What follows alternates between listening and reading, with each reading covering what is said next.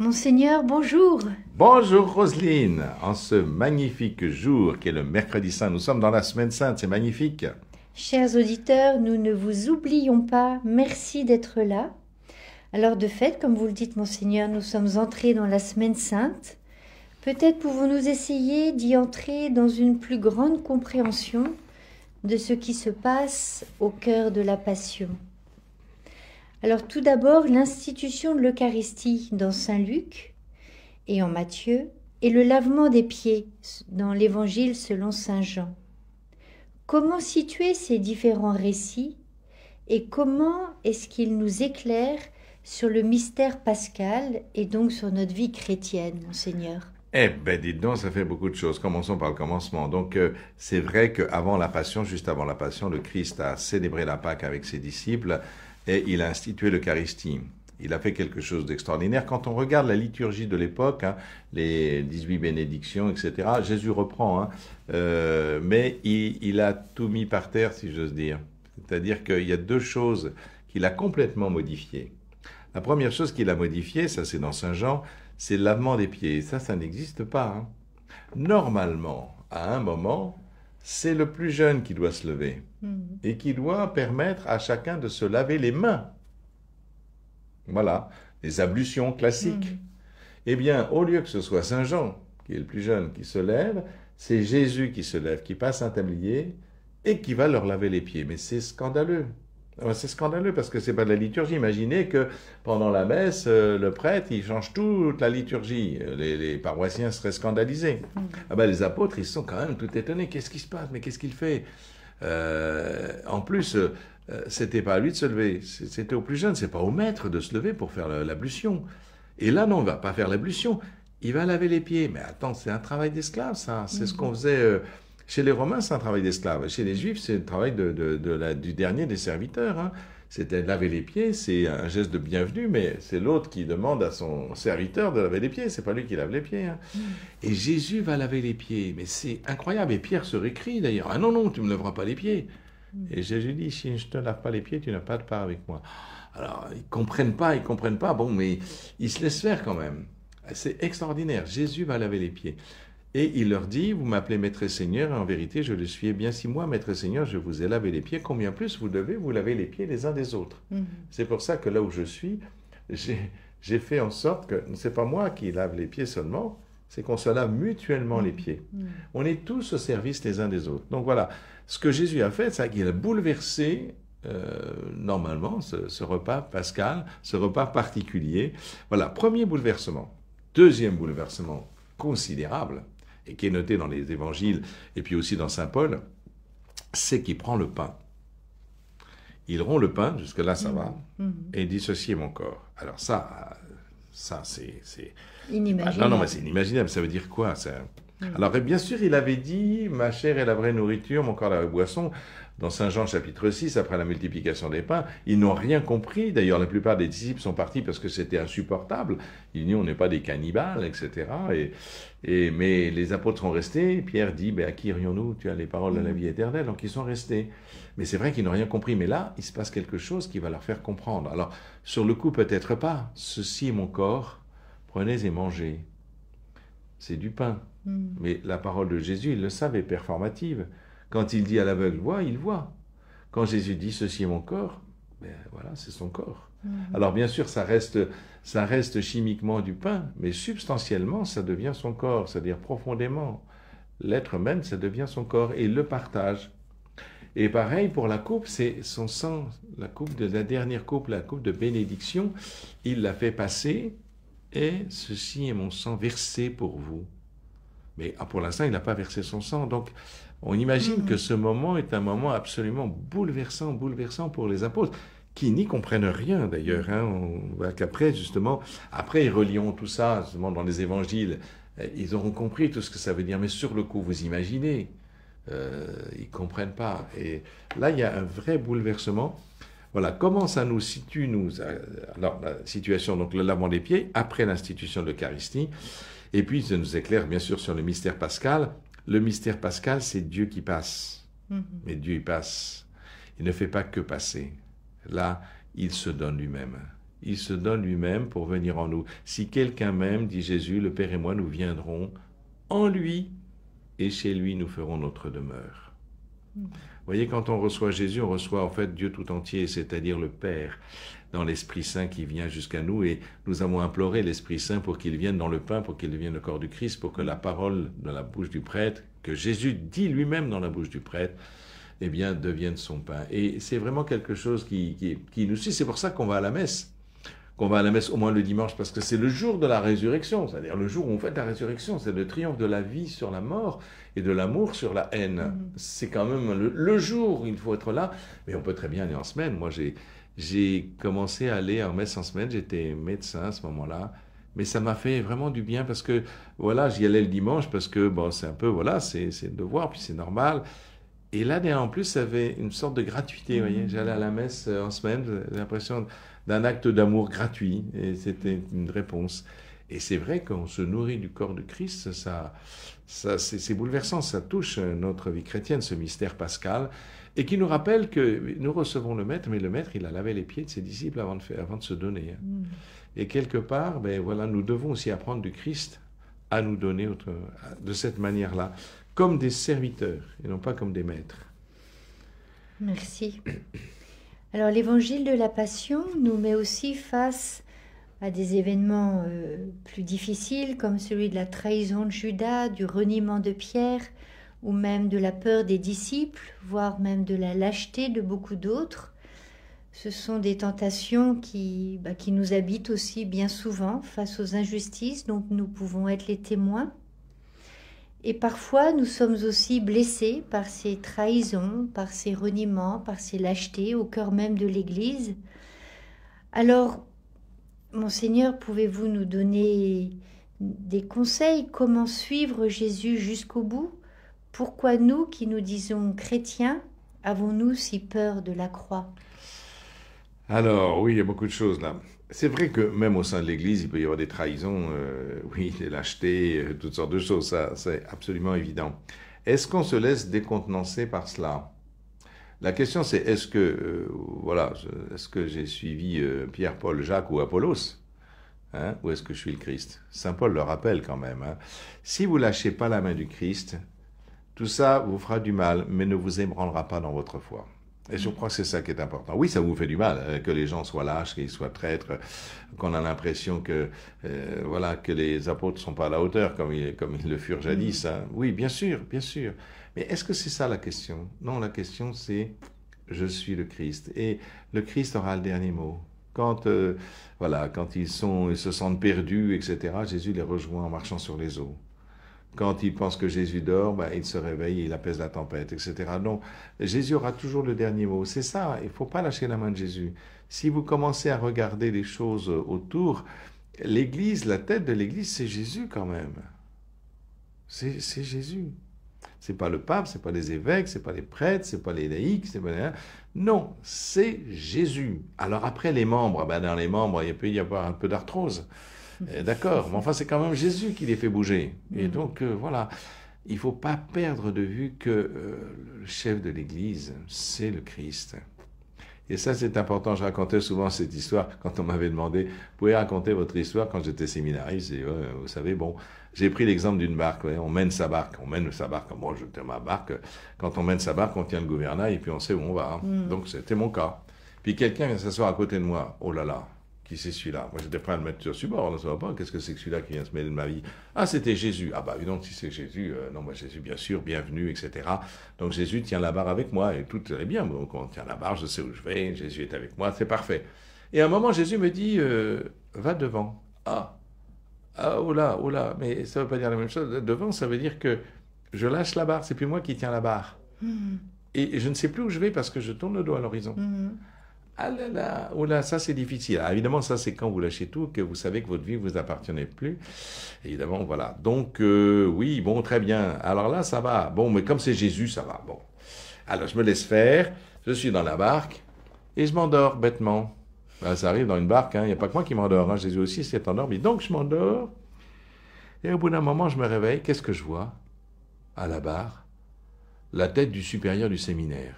Ah, je dis non. Ah non. Alors là, non. Ça, certainement pas. Attends, je veux bien donner ma vie, etc. Mais non, celui-là, je suis désolé, mais il est peut-être très bien, j'en sais rien. En tous les cas, c'est un homme comme moi. Je ne vais pas donner ma vie pour un homme comme moi, etc. Certainement pas. Et donc là, j'ai dit, ça va pas. Et donc, je baisse les yeux. Et en baissant les yeux, j'ai vu que sur la barre, c'était la main de Jésus. Eh ben voilà. Si vous avez l'impression que vous êtes floué, regardez celui qui tient la barre. Celui qui tient la barre, c'est toujours Jésus. C'est l'histoire de votre vocation. C'est ce que j'ai. Ça m'est venu dans l'esprit. Ben, c'est peut-être l'Esprit Saint qui m'a inspiré, mais quand j'ai relu mon histoire, enfin, quand j'étais au séminaire, voilà, j'ai dit, ben, ça correspond exactement à ce que je vis. Merci. Et donc, de ce beau témoignage. Oui, enfin bon. Bah si. Vous nous avez dit tout ce que vous vouliez, Monseigneur? Non, peur de la croix, ben, c'est normal d'avoir peur de la croix. Vous savez, Jésus, il est à Gethsémani, donc il voit quand même la souffrance atroce, parce qu'il n'y a pas que la croix, il y a la flagellation, c'est épouvantable. Hein.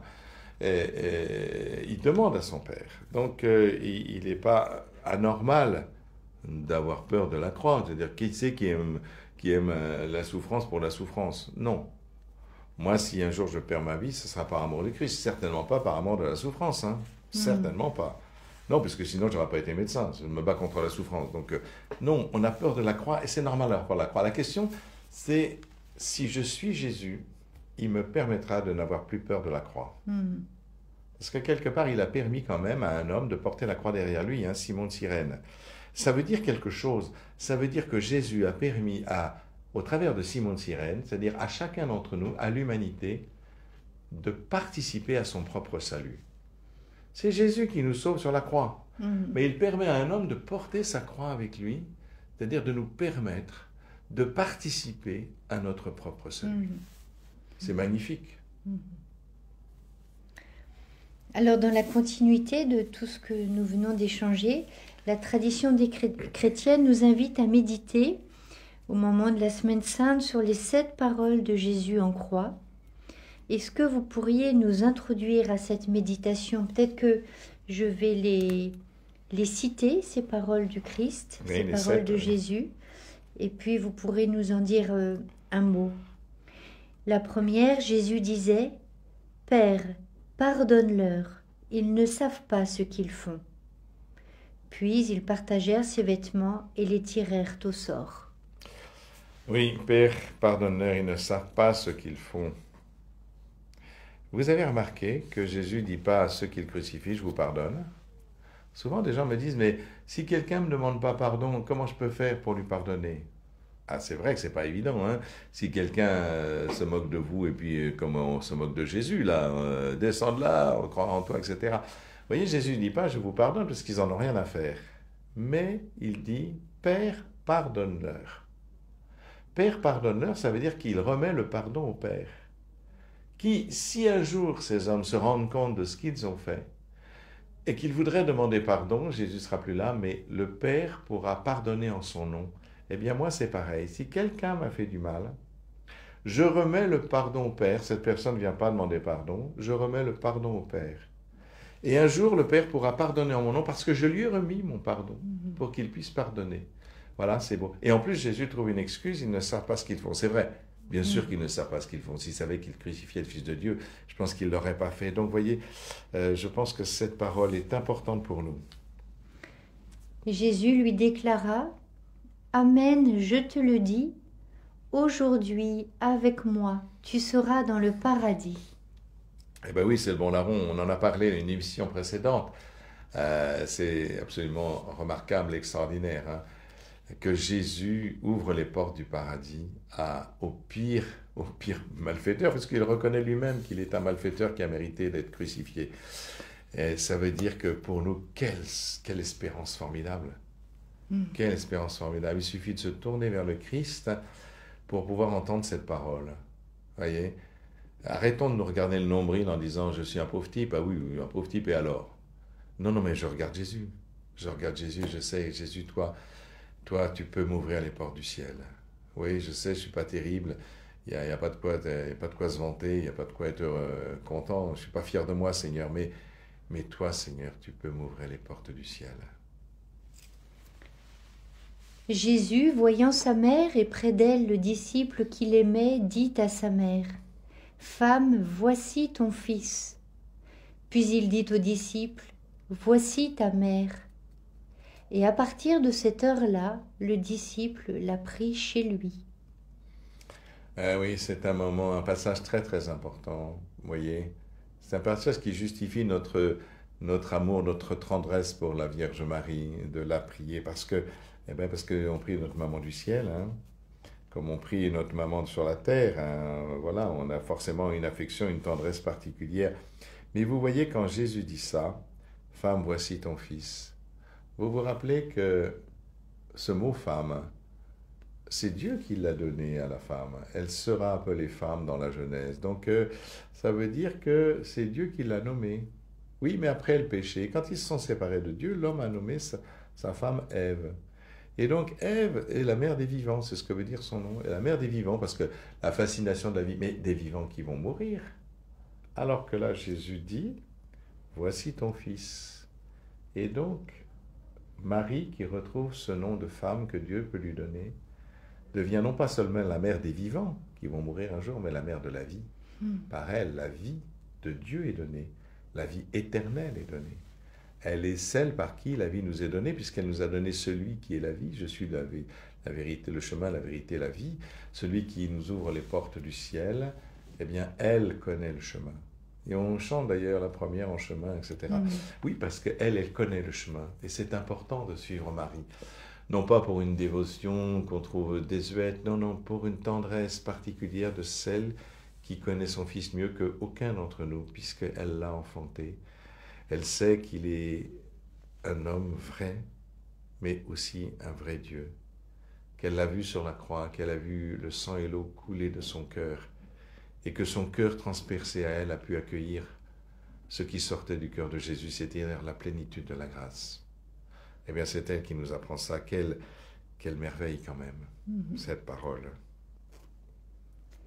Vers la 9e heure, Jésus cria d'une voix forte, « Élie, Élie, lema sabachthani », ce qui veut dire « Mon Dieu, pourquoi m'as-tu abandonné ?» Oui, cette parole est peut-être surprenante pour nous. Est-ce que Jésus a l'impression que son Père l'a abandonné ? Mon Dieu, pourquoi m'as-tu abandonné? Vous savez que c'est la première phrase d'un psaume, le psaume 21-22. Mon Dieu, pourquoi m'as-tu abandonné? Ce psaume est extraordinaire parce qu'il raconte une crucifixion en fait. Ils se sont partagés mes habits, ils ont percé mes mains et mes pieds. C'est incroyable, ça raconte.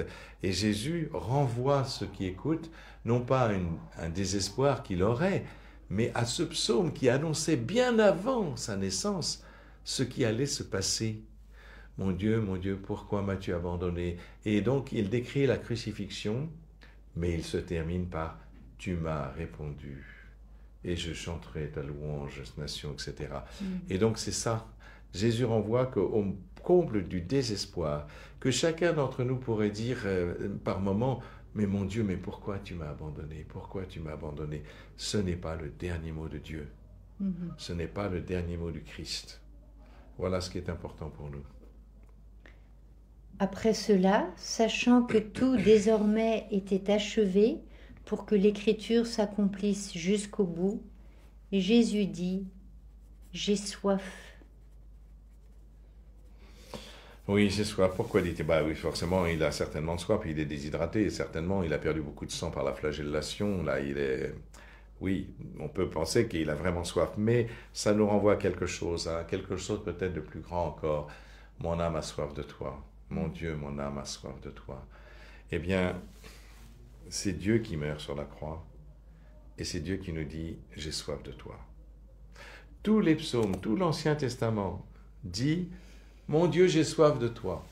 Et au sommet de la croix, c'est Dieu qui dit, j'ai soif de toi. Bien sûr, ils vont lui donner à boire et il s'agit finalement de s'hydrater. Mais au-delà de cela, le sens profond est extraordinaire. Comment Dieu peut-il avoir soif de nous, franchement? Que nous ayons soif de Dieu, oui. Mais c'est vraiment quelque chose d'extraordinaire, oui. Quand il eut pris le vinaigre, Jésus dit, « Tout est accompli ». Puis, inclinant la tête, il remit l'esprit.